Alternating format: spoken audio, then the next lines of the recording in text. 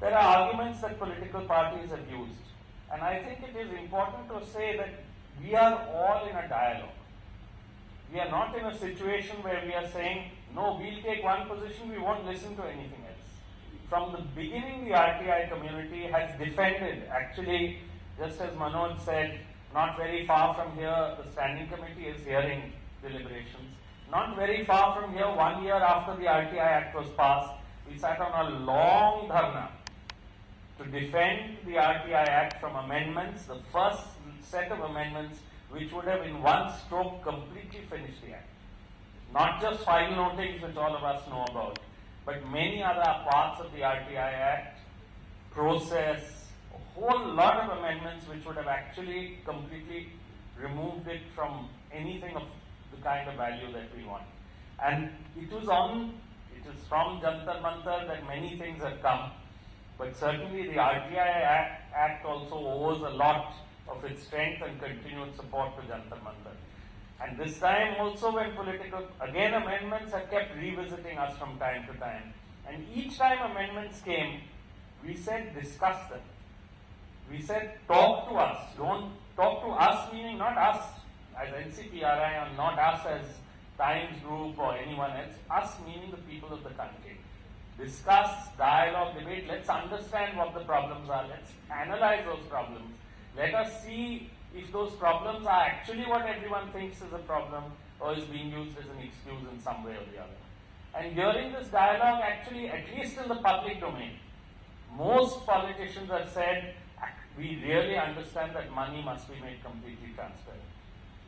We understand that, at least in the public domain. Somewhere privately, people have said to us, actually, the real problem is they don't want to make money transparent.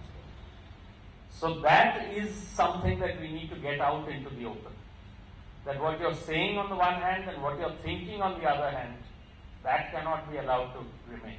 What is your real problem? Let's discuss that, and that those real problems can be dealt with. And I think if we have a much more transparent political system, if we can start off by saying every bit of money that comes, and there is a very interesting definition actually of the RTI Act, because many political parties say that we cannot be seen as the same as government. It is true that many public authorities have a different nature one from the other. But if you look at what in the RTI Act, there's a very interesting provision in section 2F which defines information, where it says that any information of a private body that can be accessed by a public authority under any other law is also to be defined as information.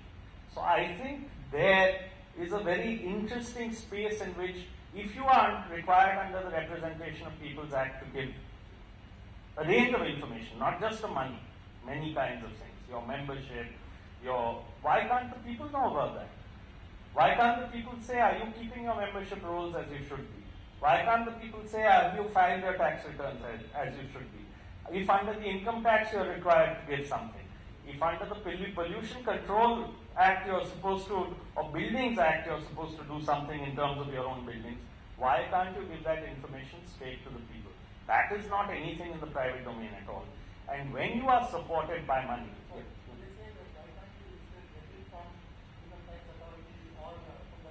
right. So I want to address that issue also.